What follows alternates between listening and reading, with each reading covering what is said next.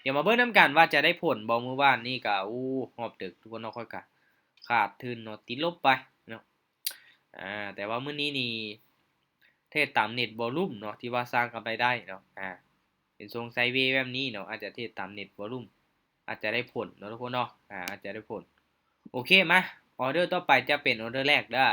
สำหรับต้นทุน300เหรียญนี่ทุกคนเนาะสำหรับวิธีการเดินเงินเนาะก็จะไปออเดอร์ละ15เหรียญเสียแล้วเนาะจะคูณเป็น30คูณไป60เนาะคูณไปอีกเนาะประมาณ5ไม้เด้อถ้าว่าบ่พลาดถ้าไม่ติดนี่เฮามีกำไรมื้อนี้เนาะมาถ้าว่าบ่พลาดเกิน5ไม่ติดเฮามีกำไร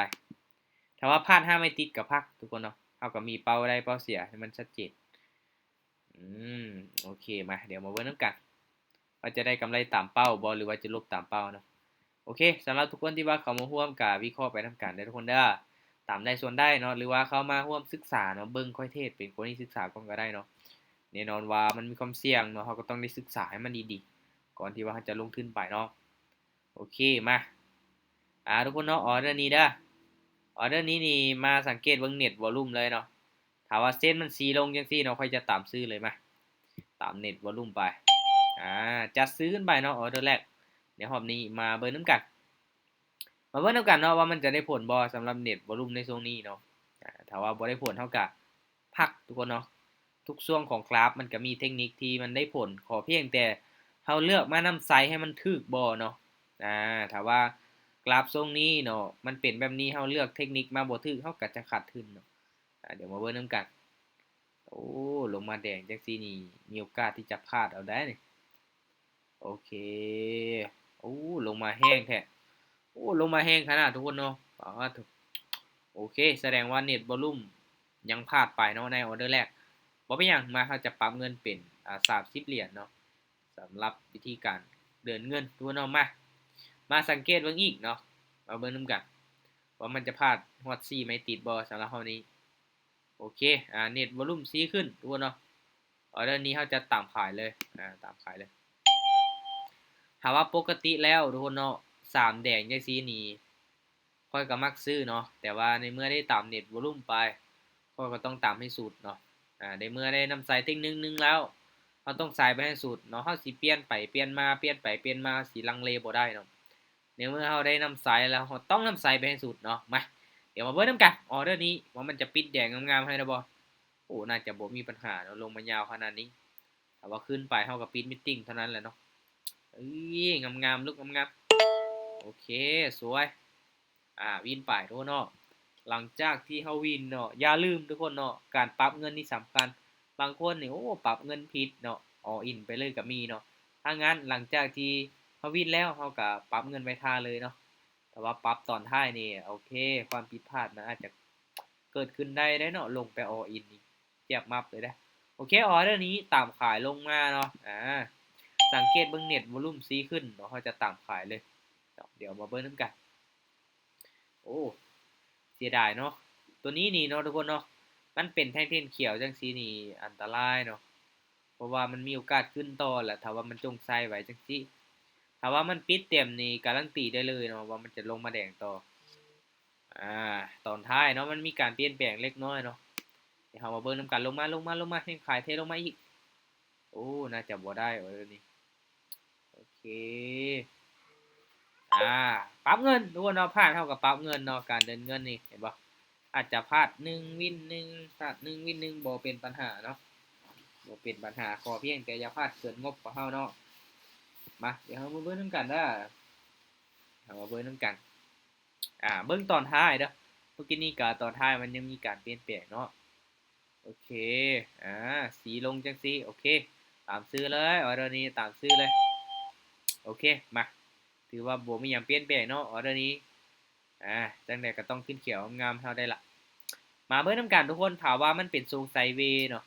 ทรงที่มันเป็นตั้งแต่สลับเน็ตวอลลุ่มจะใช้ได้ผลขึ้นไปติออเดอร์นี้โอ้บ่ว่าสิลงมาปิดแดงแบบนี้ขี้ร้ายโพดเห็นว่าก็ได้มาเบิ่งนำกันทุกคนว่ามันจะขึ้นให้เราได้บ่โอ้ทรงกลางๆเนาะสลับขึ้นไปติเขียวๆๆๆโอ้โฮนิ่งกริบเลยออเดอร์นี้โอ้ทุกคนเนาะ บ่ค่อยงามเว้ยถ้าว่าเป็นแท่งเทียนลักษณะแบบนี้เนาะโอเคพลาดไป2ไม้เนาะโอเคพลาดไป2ไม้มีกำไรอยู่ไปกันต่อเนาะไปกันต่อ ปรับเงินเป็นไม้ที่3เนาะคูณเงินไปไม้ที่3 60เหรียญเนาะมาทุกคนเนาะออเดอร์นี้บ่มีหยังเปลี่ยนแปลงตามซื้อเลยมาโอ้ยโอ้ทุกคนเนาะออเดอร์นี้ผิดพลาดเลยป้าโถ1 วิสุดท้ายโอ้มาเบิ่งน้ำกันเด้อบาทนี้ทุกคนป้ามันขึ้นเขียวได้เสยออเดอร์นี้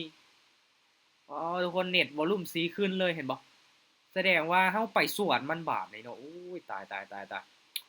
โอ้ออเดอร์นี้ผิดพลาดมหันต์เลยทุกคนโอ้จังไดลูกโอ้ยนิ่งกริบเลยโอ้ทุกคนเนาะเสียดายออเดอร์นี้บ่น่าพลาดเนาะถ้าว่ามันเปลี่ยนไวกว่านี้นี่โอ้น่าจะได้ผลทุกคนเนาะโอ้พลาดไป3ไม้แล้วได้ทุกคนเนาะมาไม้ที่4ไม้ที่4ไม้ที่4 100ซาวออเดอร์นี้100ซาวโอเคถามว่าบ่มีหยังเปลี่ยนแปลงขายเลยออเดอร์นี้ขาย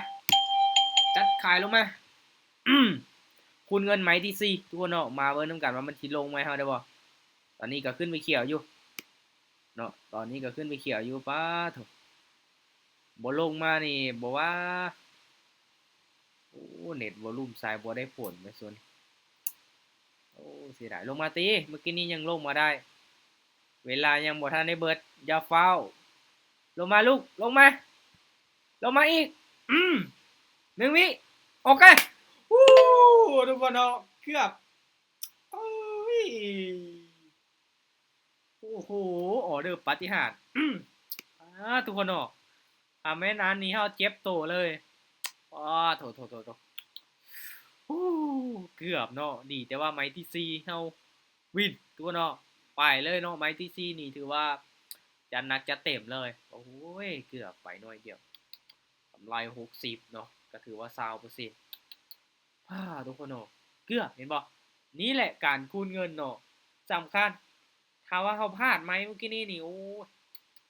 ขาดทุนเลยเนาะดีแต่ว่าเน็ตวอลลุ่มบ่พลาดเกิน4ไม้ทุกคนเนาะโถเกือบไปกำไร216เหรียญวันนี้เนาะรอบนี้นี่บวกมา60เหรียญเท่านั้นเด้อเนาะต้นทุน300เนาะบวกมา60.5เหรียญ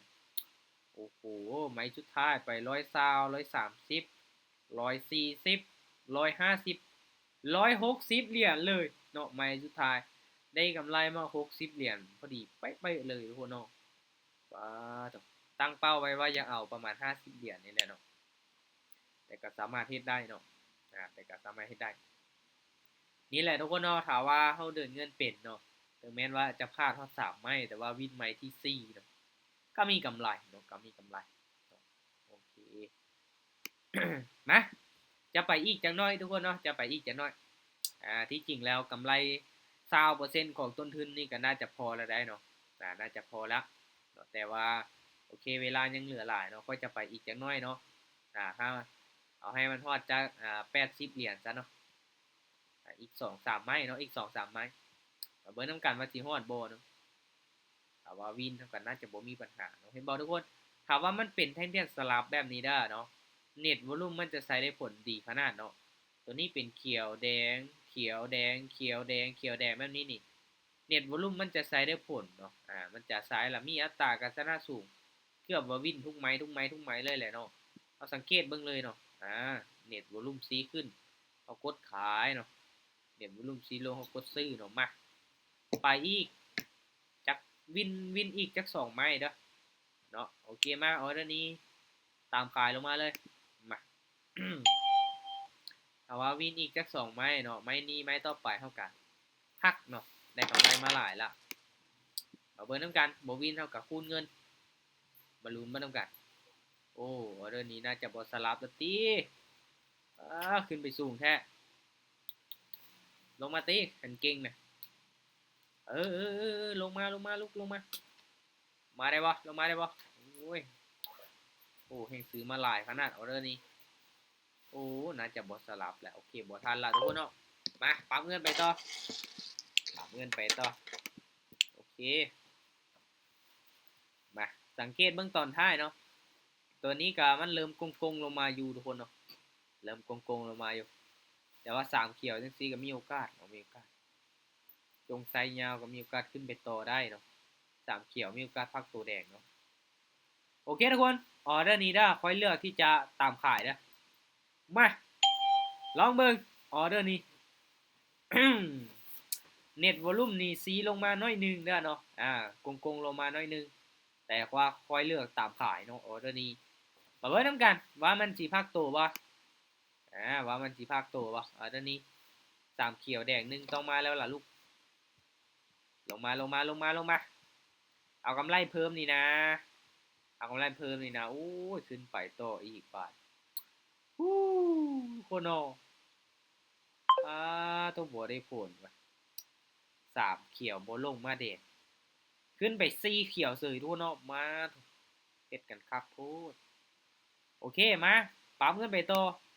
บ่ว่าสิมาพลาดอีกก็บ่ได้เด้เนาะว่าสิเอาวินจัก2ใบนี่มาออเดอร์นี้นะ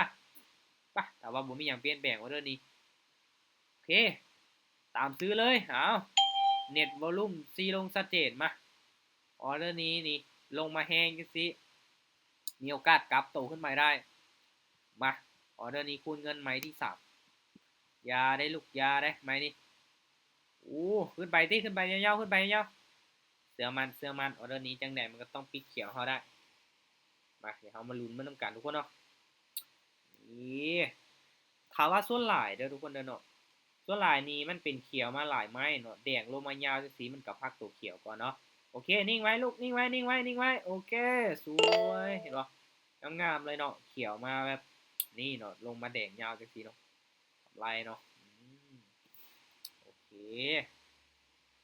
มาทุกคนเนาะขออีกไม้เด้อขออีกไม้นึงเนาะถ้าว่าวินอีกไม้เฮาจะได้กำไร80ปลายเหรียญเลยเนาะตอนนี้ได้กำไร72เหรียญเนาะต้นทุน300เนาะโอเคเอาก็บ่พลาดเกินงบโอเคมาออเดอร์นี้ตามซื้อขึ้นไปเลย